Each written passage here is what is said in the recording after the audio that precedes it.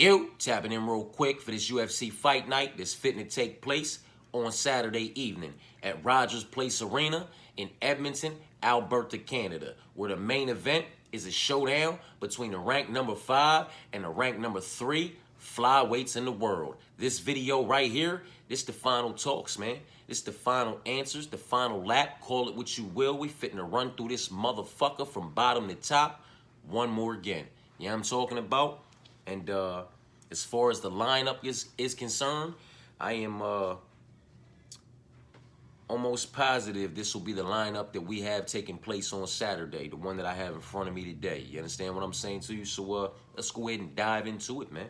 That first fight of the night, that is women's MMA. We have the hometown favorite in Jamie Lynn going against Ivana, the underdog. You understand what I'm saying to you? And it is what it is, man. It's women's MMA. It's the first fight of the night.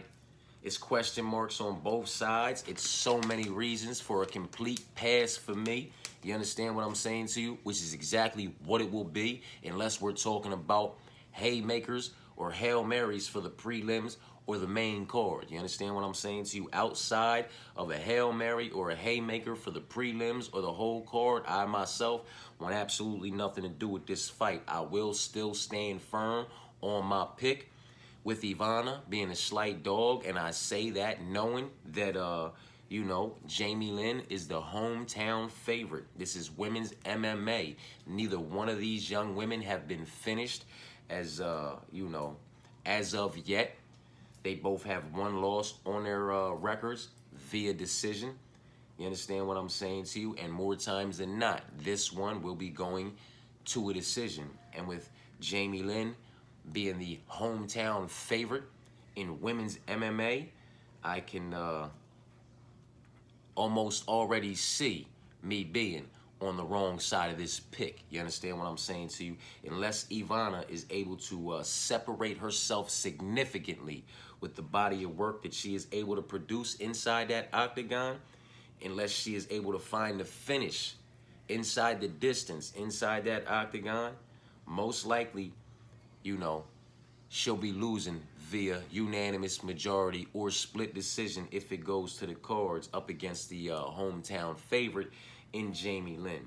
Now, with all of that being said, I'm still going to stand firm on my dog pick, but just properly prepare myself for being on the wrong side of the pick when it comes to betting and parlaying. You understand what I'm saying to you? Because first and foremost, this is a parlay channel, and I do my absolute best to provide the absolute best parlay options as far as the prelims, the main card, the whole card, you know, and everything in between is concerned. You know what I'm talking about?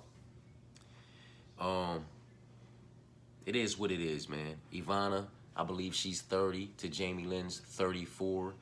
Ivana has a 70.5-inch reach to Jamie Lynn's 66.5-inch reach or something like that. So she has a, you know, she possesses the 4-year youth advantage, around about a 4-inch reach advantage, and I believe she's also a couple inches taller than Jamie Lynn.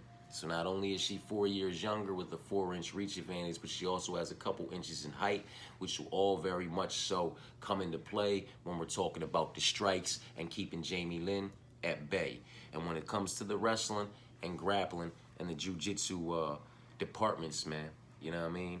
These two women, in my personal opinion, are kind of neck to neck, you know what I mean? Neck and neck in the wrestling and grappling departments. So I don't know that this is going to find its way to the mat at all in any way, shape, form, or fashion. And if it does, it'll probably be, you know, I don't know which one is going to initiate those exchanges. You know what I'm talking about? But I'm not going to pick switch this week. I'm just going to properly prepare myself for being on the wrong side of some of these picks. You understand what I'm saying to you when it comes to these hometown favorites, man? You know what I mean? It is what it is, man. It's women's MMA. First fight of the night. Complete pass for me. I will say it again. I believe Jamie Lynn's like 6-1. Ivana's like 7-1.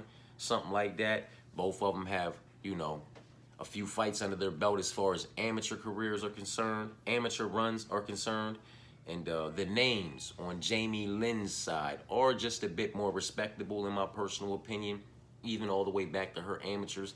Her first amateur fight, she won a split decision over Lupe Godinez. Her second amateur fight, she won a unanimous decision over Lupe Godinez.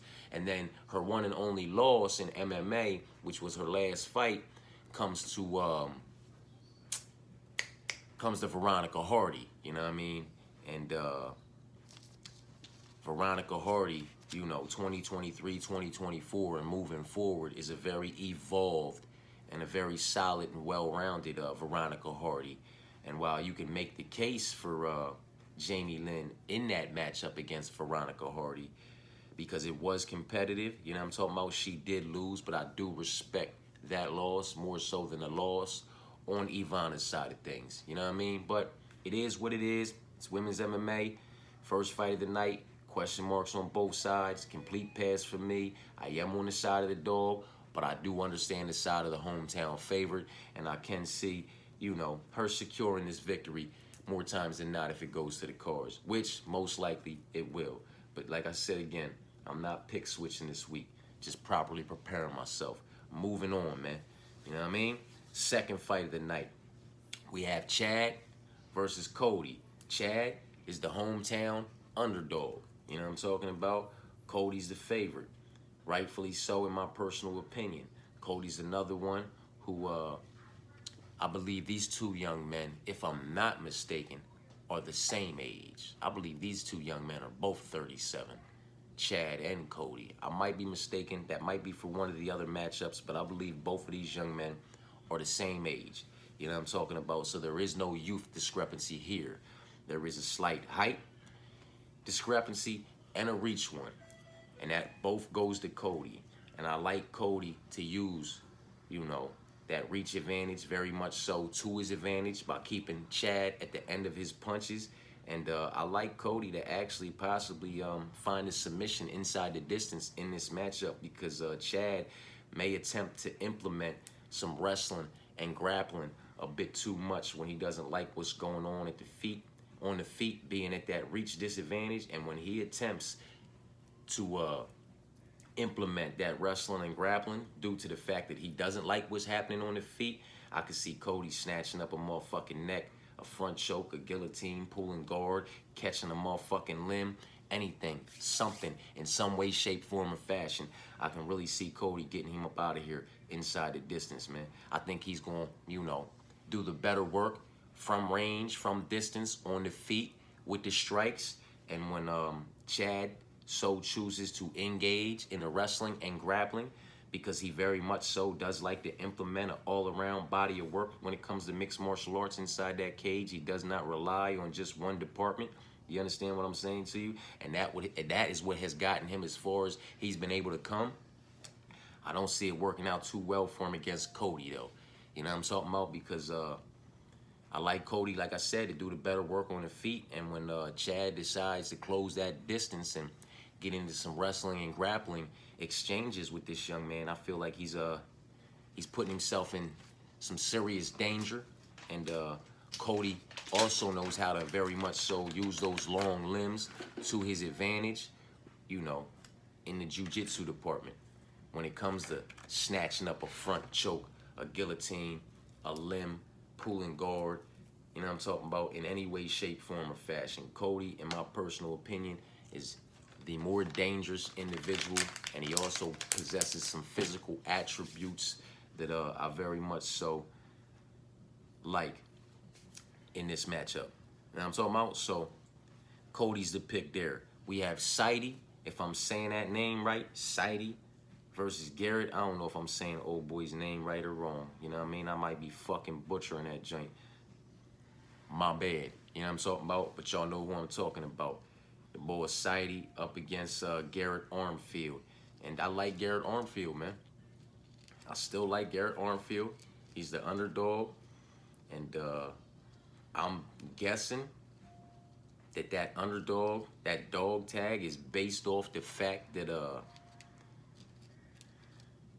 Saidi's the hometown the hometown favorite. You know what I'm talking about? Because, I mean, we can't base it off of what they've already accomplished in their careers. We can't base that off their fucking resumes. You understand what I'm saying to you? And it's not like fucking Saidi's coming off of some great performance or even coming off of victory. You know what I'm talking about? It is what it is, man. I think Garrett Armfield's going to piece him up, man.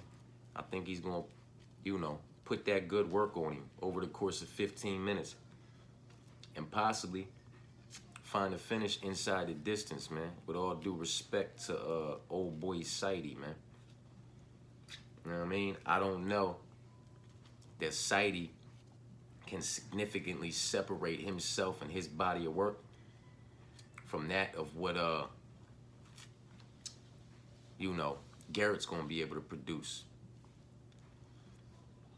You got to make me a believer there. You know what I mean? Got to make me a believer, Saidi, because nothing about what you've done, what you've been able to do, the body of work you've been able to produce, and who you've been able to produce it up against, or the lack thereof, impresses me in any way, shape, form, or fashion. While on the other side of things, man, Garrett is very solid. He's very well-rounded and puts out a very decent body of work. You know what I'm talking about?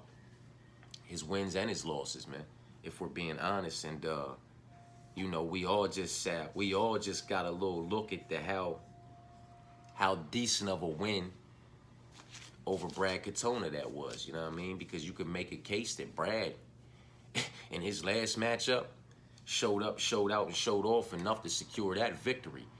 He didn't. He lost. Gene took that one. Gene was the pick, but I'd be lying like a motherfucker if I said I wasn't nervous, if I wasn't on edge. I'm talking about assholes puckering and all that shit when they fitting to read that off, man. Because Brad Katona could have easily won that fucking fight.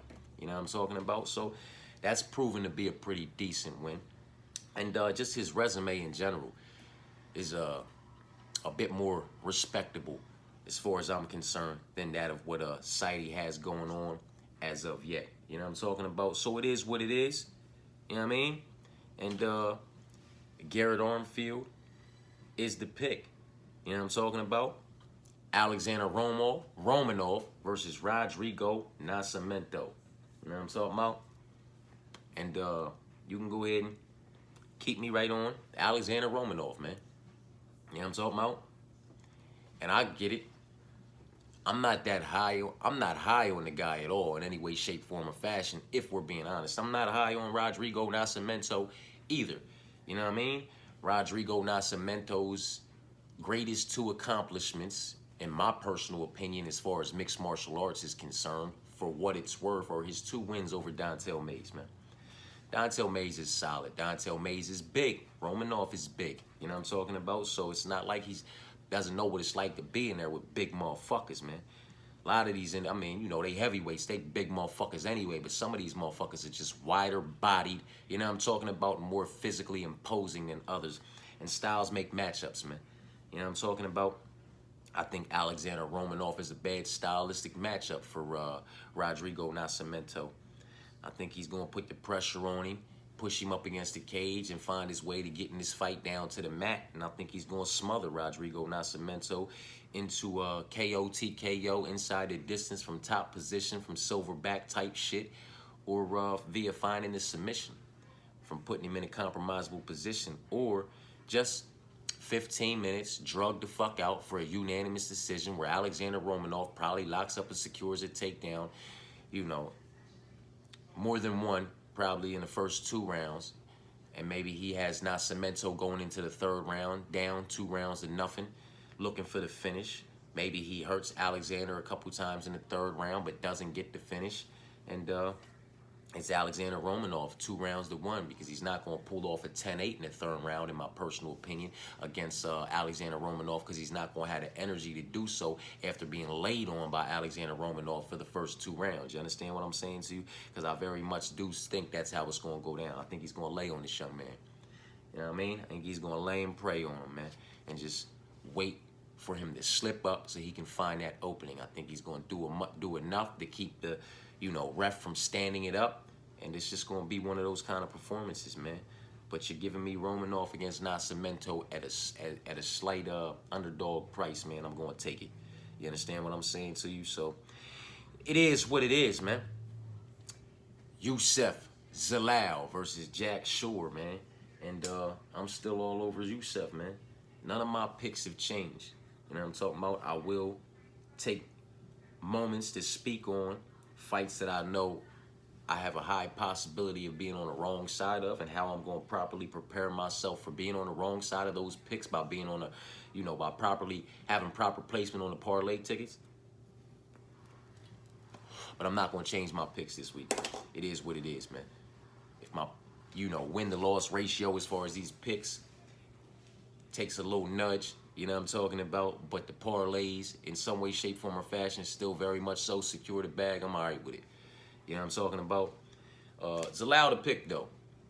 Zalal to pick. I would like to say that this one's going to be highly competitive, and closely contested, but Youssef is going to edge it.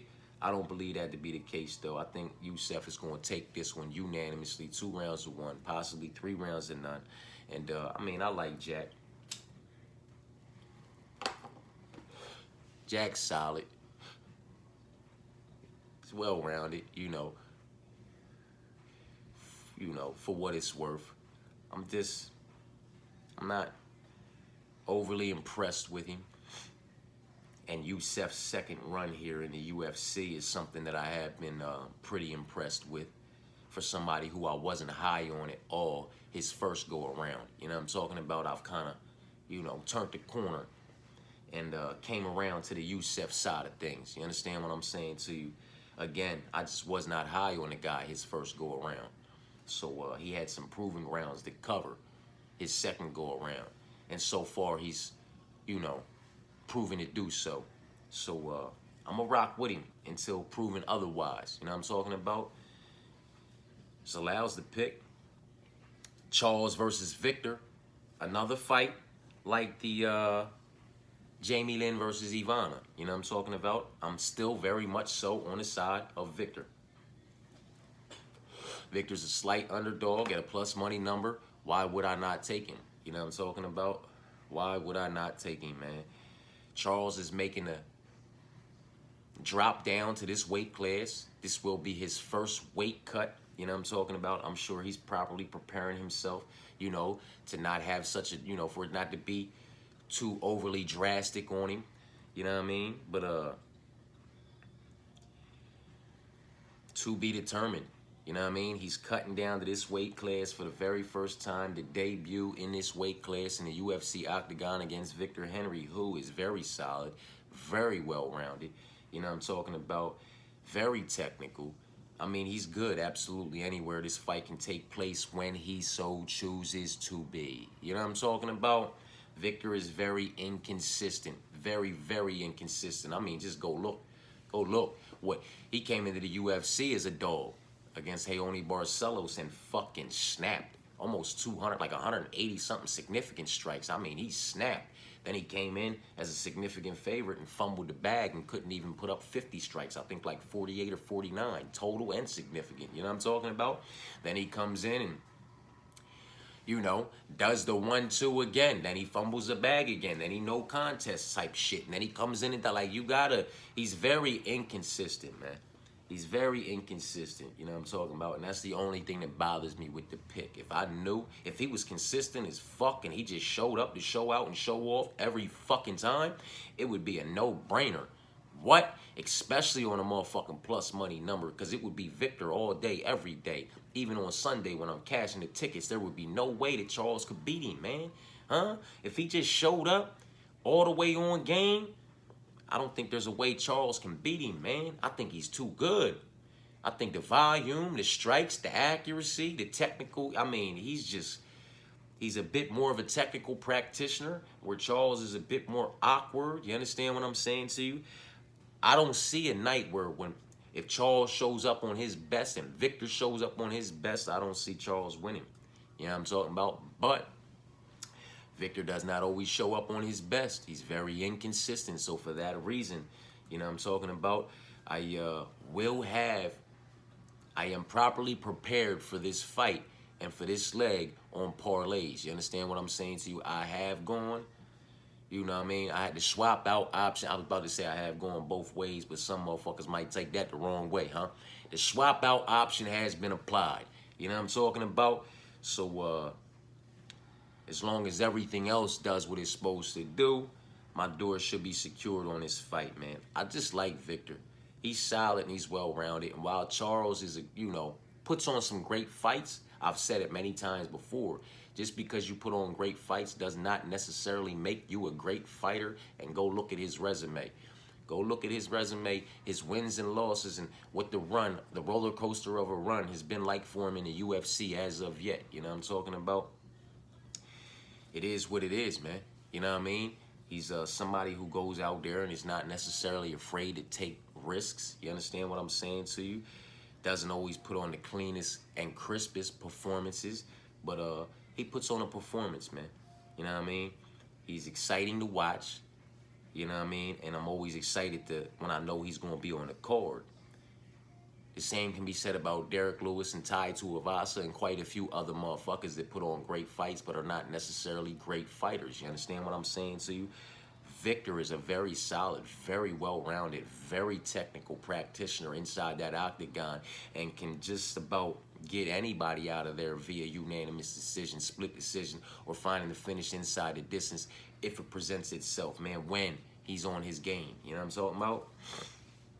So Victor's going to remain the pick, but I'm properly prepared for being on the wrong side of this pick due to the hometown slight favorite putting on a, exciting performance and a great fight and leaving the judges just kind of, split on how to go about this one. Do we give it to the hometown slight favorite who came out here and gave it everything he had and put on a great performance and was barking and screaming and, doing his 1-2? Or do we give it to the individual that did the cleaner, crisper, better body of work absolutely everywhere over the course of 15 minutes and slightly edged him as well absolutely everywhere? It could be one of those, situations, man, and based off of where they at, fuck the cleaner, crisper, better all-around body of work over the course of 15 minutes. Let's give it to the louder individual that was screaming, spitting blood out of his motherfucking mouth, and bringing the fucking excitement to the fight.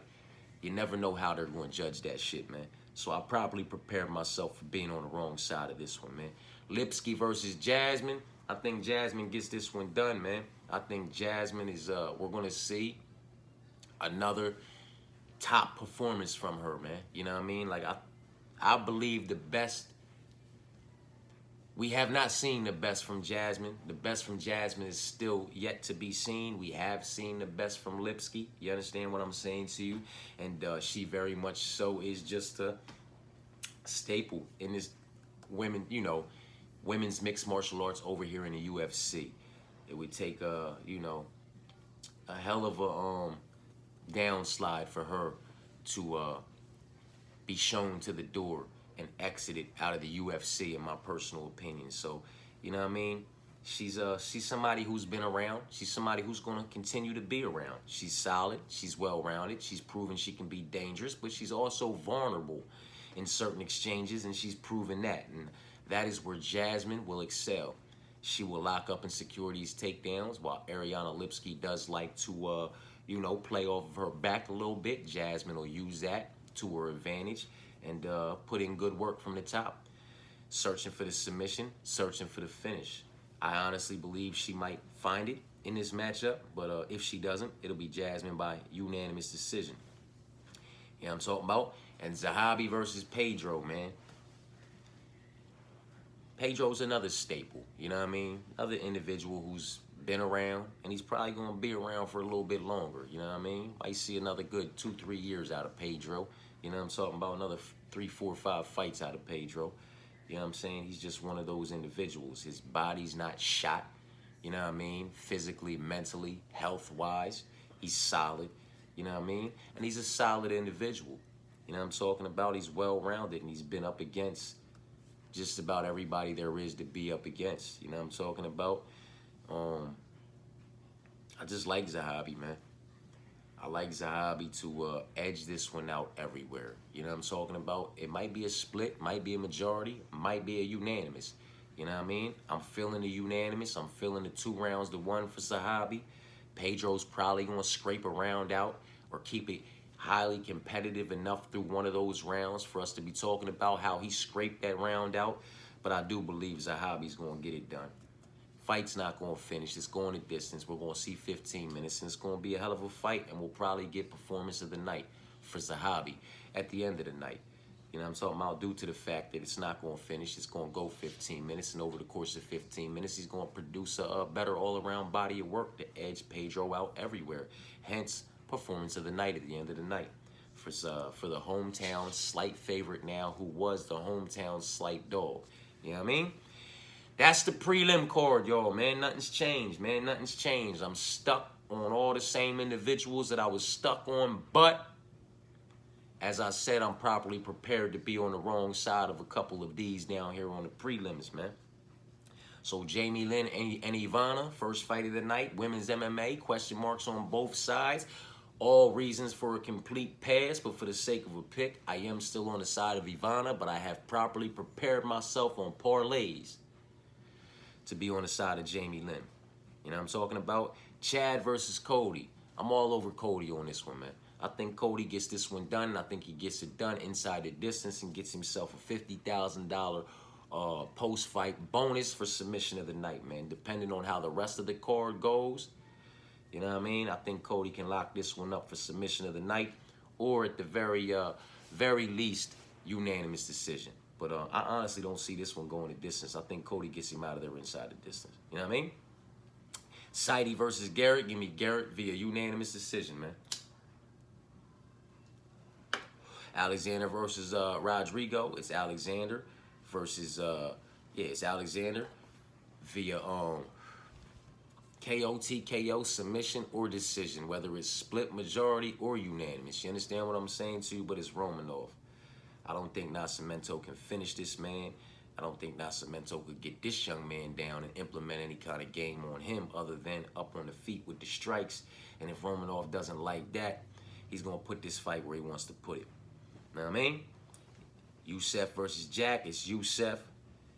Charles versus Victor is Victor, but I have very much so prepared myself properly as far as parlays are concerned for being on the wrong side of this pick as well. You know what I'm talking about? Lipsky versus Jasmine is Jasmine. Possibly inside the distance via submission.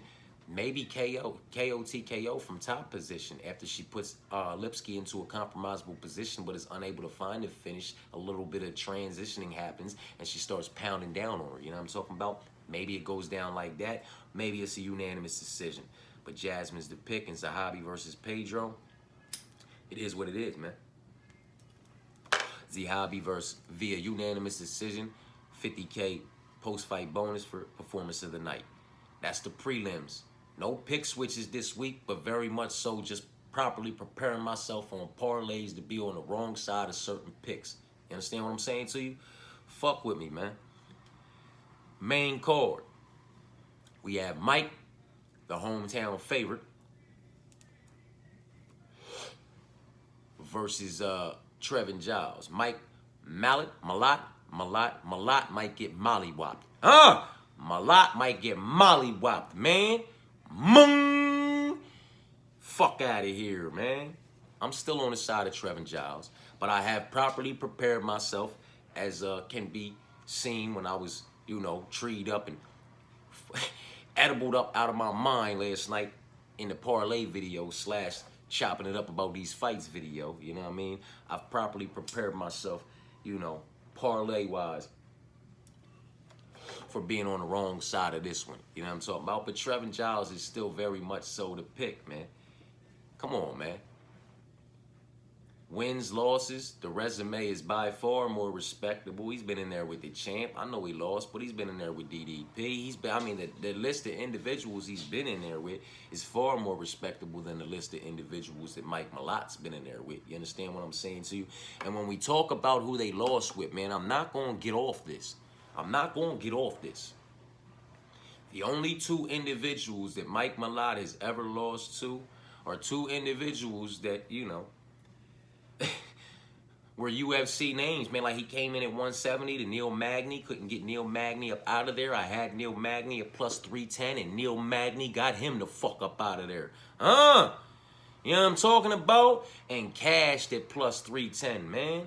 You feel me? And that fucking card, that card went crazy because that card, down on the prelims, I had Jimmy Flick at 175, Sam Patterson at 130, then up on the top card, Neil Magny at motherfucking 3. Like, that was a fucking wild card, man. And this is what I'm talking about with the parlays, man. It's nights like that.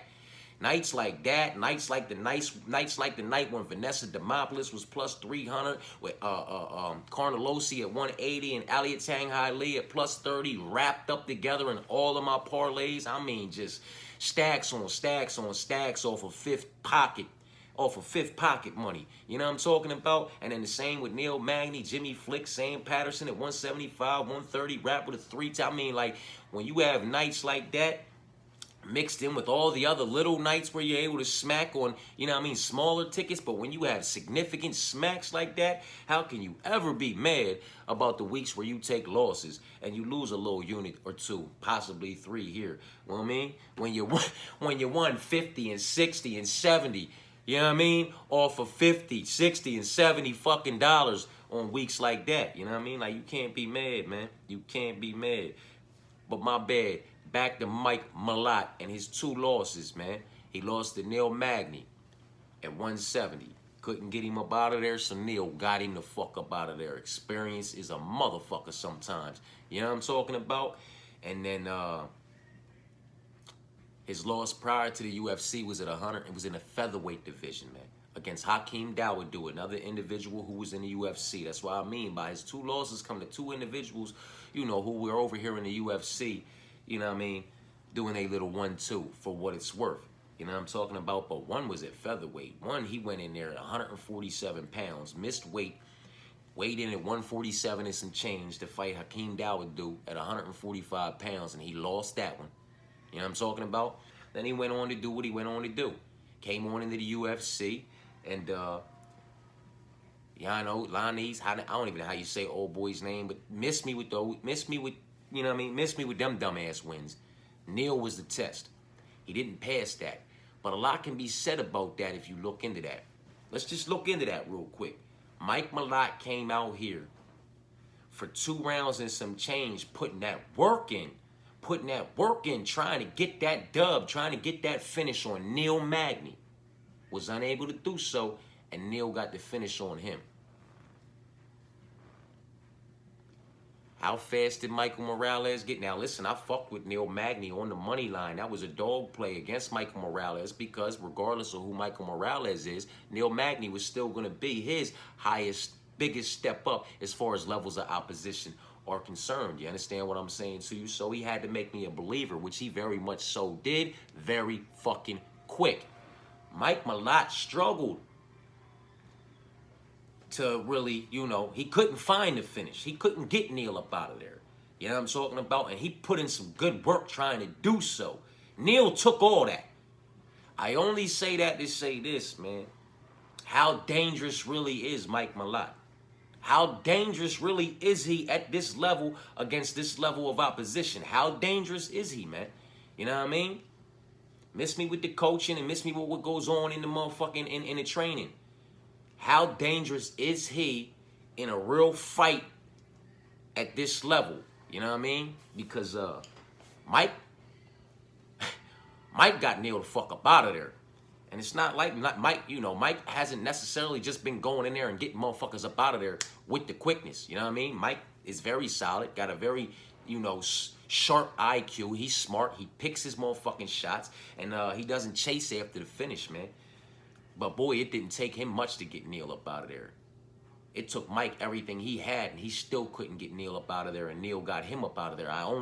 One thing has nothing to do with the other, but I only say that to say that how dangerous really is he at this level, at this weight class, against these individuals. You understand what I'm saying to you? That have been in here, up here, at this weight class, 170, in here, the UFC, competing at a different level of opposition. Really, how dangerous is Mike Malott? I guess we're going to find out on Saturday if Mike Malott is able to go in here and just, you know, Matt Hughes, Trevin Giles across the fucking octagon, dump him, aggressively search for the submission, find it, sink it in, lock it up, and get him out of there inside the distance with the quickness. I guess he's that dangerous. But from what I've seen, I don't believe him to be that dangerous of an individual for us to just believe he's just going to go out there and either knock out or submit Trevin Giles with ease. You understand what I'm saying to you, man? That's just me, though. One thing has nothing to do with the other. Styles makes matchups, and, you know, I get it. I get it. I just don't, I don't necessarily know how dangerous Mike Malott is in the UFC at this level, at 170 pounds. You know, I just don't know how dangerous he is, man. You know what I'm talking about?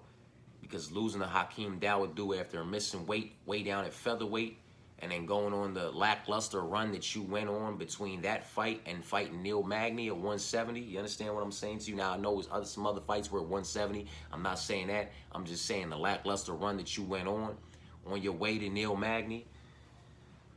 Then to get done the way you got done up against Neil Magny, to see Neil Magny turn around and get done like that by Mike Morales. How dangerous really are you is all I'm saying. You know what I'm talking about?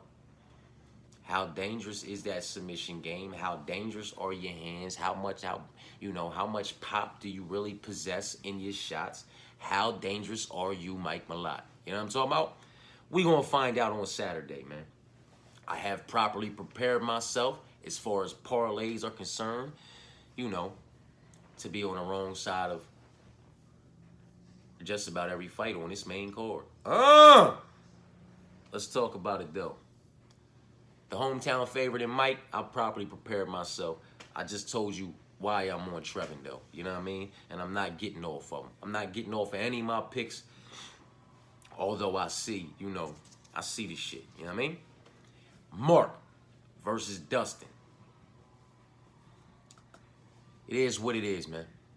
I properly prepared myself to be on the wrong side of this pick as well. Mark may very well come out there and just Dustin the fuck off, man.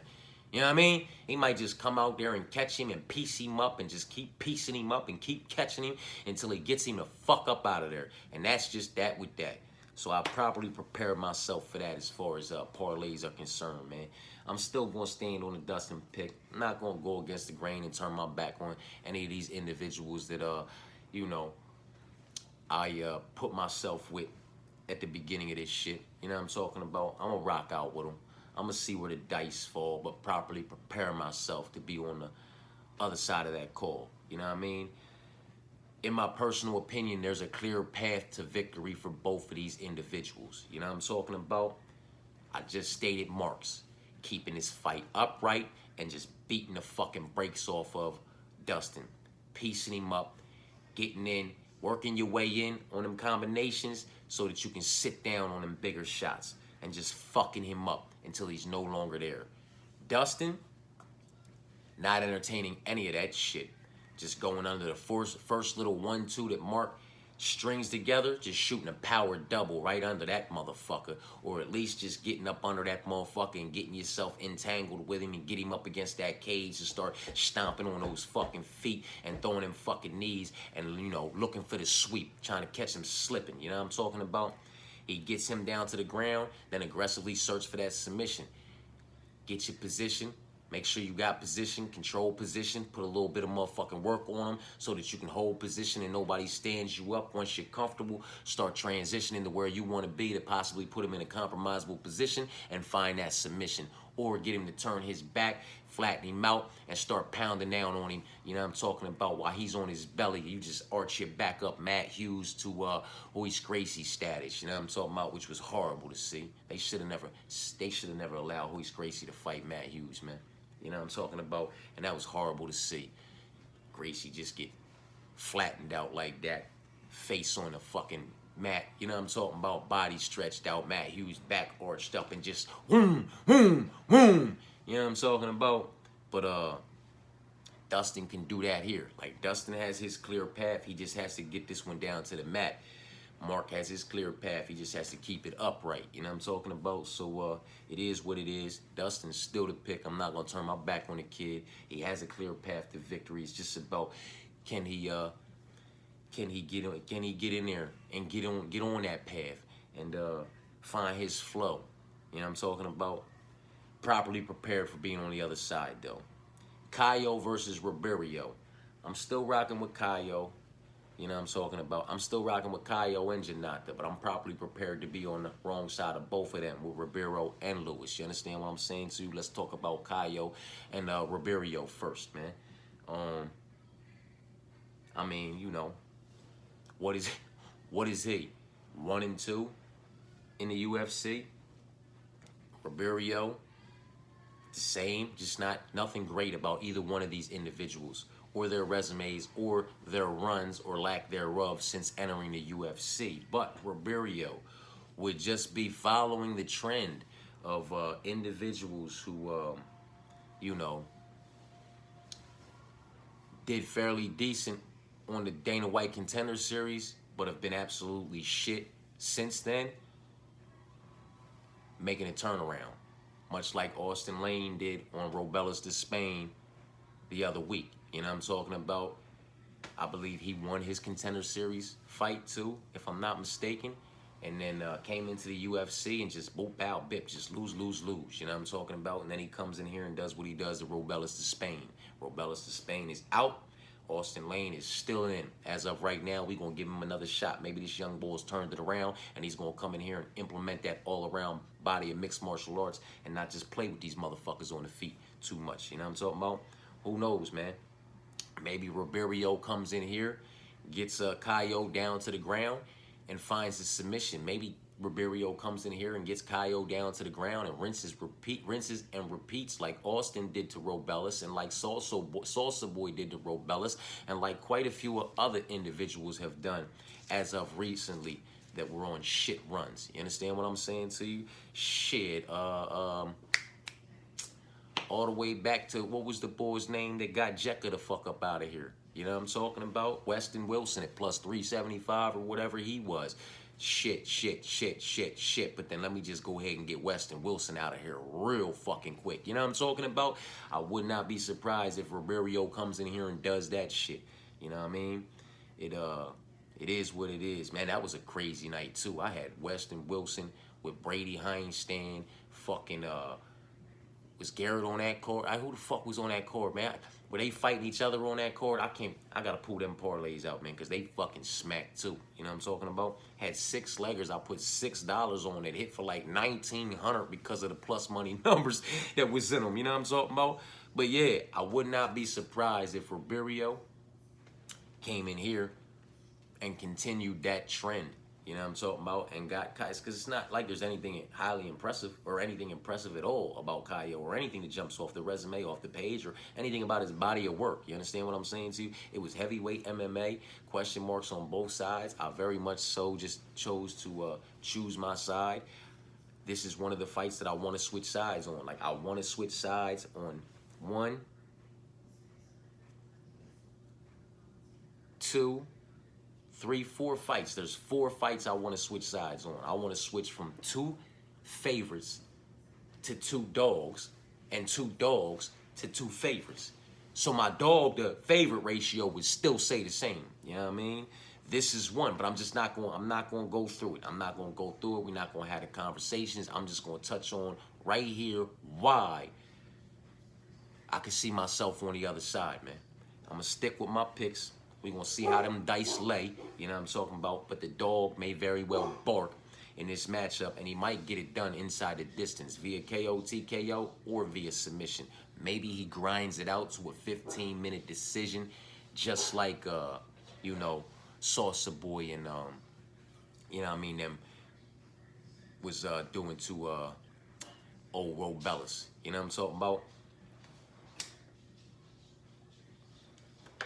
It is what it is. Caio is still the pick, but I have properly prepared myself for being on the other side of that shit. When I am done with this little, you know, boot back, I'll run down the card with my picks, then I'll run down the card with my, you know what I mean, if I was to pick switch what it would look like. That way you can, you know what I mean, get a little idea of what's going on over this motherfucker. And I said it last night in my parlay video, you know what I mean? I got my picks all highlighted on the community wall, but I also got another set of picks all highlighted to cover my back door. And if y'all want to see what those are, I can upload those as well. That way y'all can see what I'm looking at when I go to the kiosk and I'm trying to cover my back door. You know what I'm talking about? It is what it is. Caio's the pick, but I can see Ribeiro getting this one done. Derek versus Janata. Oh, and Caio is slightly, is somewhat the hometown favorite. He's fighting out of somewhere. He's living. I know he's a Brazilian bull, but I believe he's living, training, and fighting out of somewhere over there in Canada. You know what I'm talking about? So he's very much so one of the, you know, somewhat hometown favorites. You feel me? Derek versus Janata, man. This is the other one that I wanted to pick switch. You feel me? I want to pick switch to Derek so bad, but I'm going to leave it alone. I'm just going to leave it alone, but properly prepare myself for being on the wrong side of this pick. You understand what I'm saying to you? Because while I do believe Janata, you know, based off his kickboxing and his Muay Thai and his background and what I've already seen, while I do believe him to be the slightly more technical practitioner out of the two on the feet with a bit more, possibly a bit more tools to use at his disposal in that department, this is not a Muay Thai match and this is not a kickbox match. This is a mixed martial arts bout, and Derek Lewis, the Black Beast, has proven in the past that he will mix it up if he so chooses to do so to secure the dub. You understand what I'm saying to you? Especially if the knockout threat is legitimate on the other side. He will mix it up. And I do expect him to mix it up. Now, with that being said, Derek might come out here and just land a nice, clean shot because, you know, upon further investigation, I did come to the conclusion that while Janata does look a bit cleaner and a bit crisper and a bit more of a technical practitioner in the striking department, he also does get hit. You understand what I'm saying to you? He gets hit. And you can't get hit fucking around with Derek Lewis. You understand what I'm saying to you? You cannot get hit fucking around with Derek Lewis. I believe we all know Janata is not somebody who's going to go on to be undefeated. That O is going to go. It is inevitable. That O must go. You understand what I'm saying to you? Who's going to take it from him and when's it going to happen? Huh? You know what I'm talking about? But, yeah. Like Janata, I don't think Janata can win a decision. Did you see how easily he was taken down by Austin Lane? How easily he's been taken down in the past and how easily he just lays there and just, you know, submits to the position. Like he just gives up and just accepts the fact that he's going to be on his fucking back until he's not. You know what I'm talking about? And with Derek Lewis, it's not a situation where you're going to be on your back until you're not, until he does something and slips and you're able to transition out. Derek Lewis is big and he's just going to be on top of you, trying to pound you out. He's not necessarily down there transitioning and moving and trying to put you in compromisable positions and you might be able to find a little opening or an outing to get up out of there. No, he's right there. He's right there on you. It's like trying to get Tito Ortiz off of you back in the day. Tito Ortiz would just stay in your guard and fucking beat you up from inside your guard. He preferred it that way. You understand what I'm saying to you? Like, Janata's not getting up if Derek takes him down. You feel me? And if he does, it'll take some time before he does. And then he's going to be quite tired. And they're going to be back to throwing him hands. And if he gets touched, Derek will probably put him the fuck down.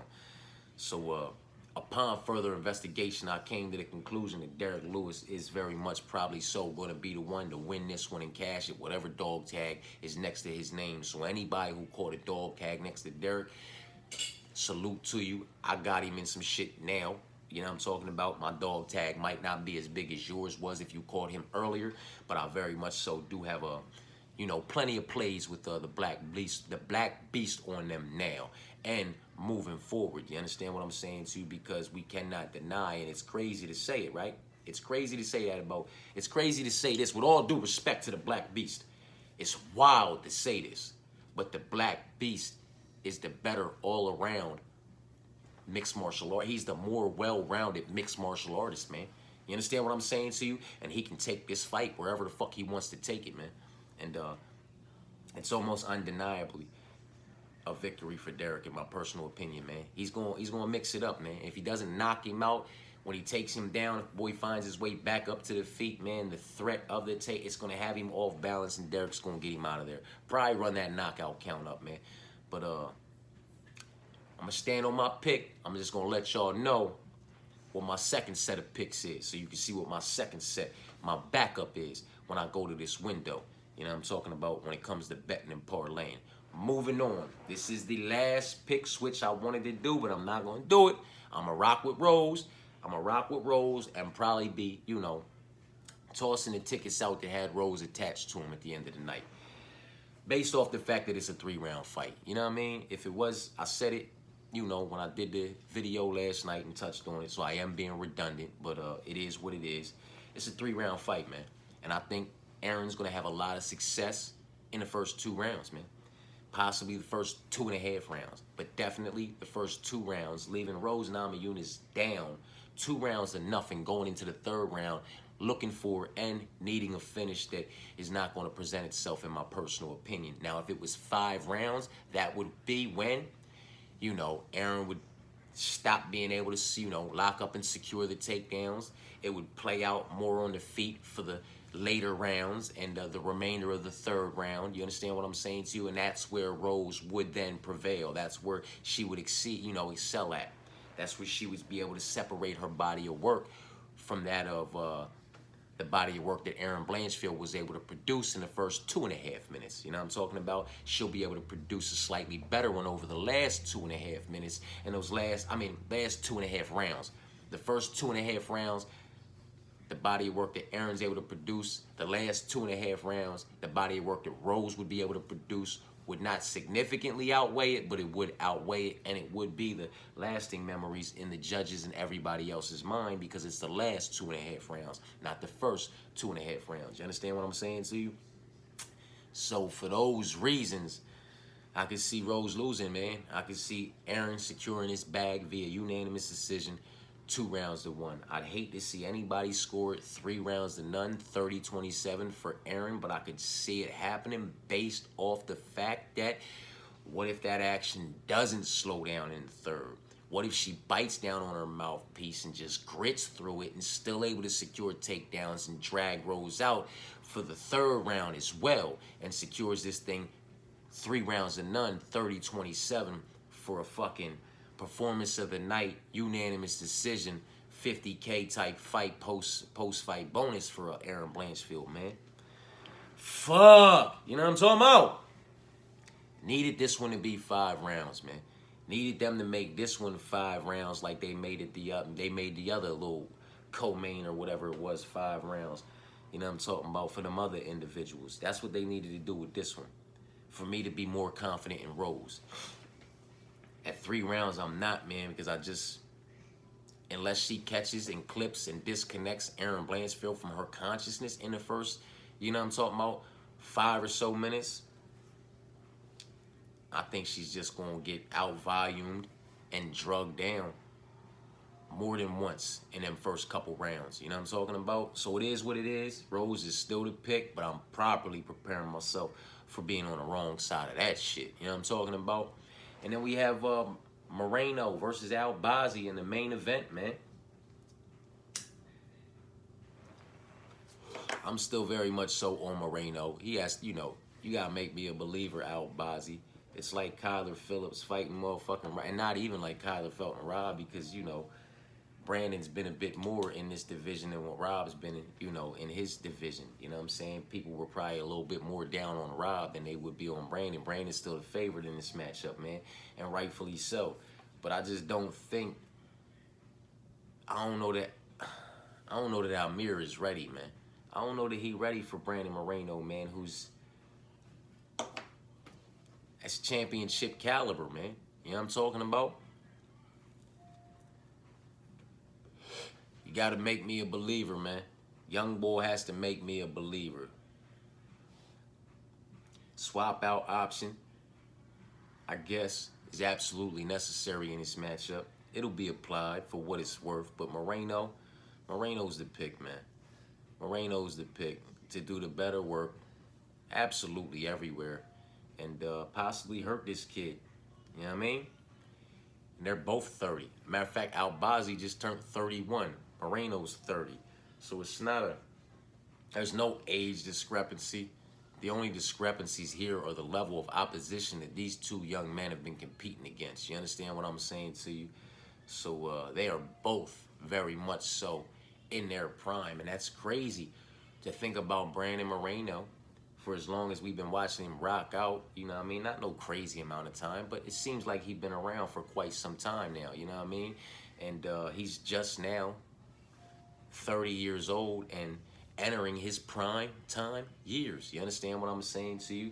He's gained all that knowledge that he's gained over the years here in the octagon in the UFC up against this level of opposition, championship tier caliber. You understand what I'm saying to you? He's gained all that knowledge, soaked all that in.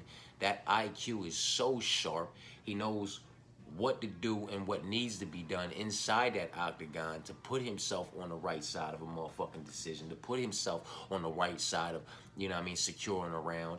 There's so much to be said about the experience that this young man at only 30 years old has attained inside the UFC, where Albazi at 31, you know, just has not had the same kind of run. You know what I'm talking about? Very much so entering his prime time years too, but has not had the tests, has not been tested against the level of opposition and the individuals that Brandon has. He hasn't had to go through the trenches that Brandon's had to go through to get to this fucking moment. You understand what I'm saying to you? So there's a big difference in that, in my personal opinion. And it's going to show on Saturday, man. You know what I'm talking about? So I like, you know, I took Ivana over Jamie Lynn, Cody over Chad, Garrett over Saidi, and Alexander over Nascimento. Salau over Jack, Victor over Charles, Jasmine over Lipsky, and Zahabi over Pedro.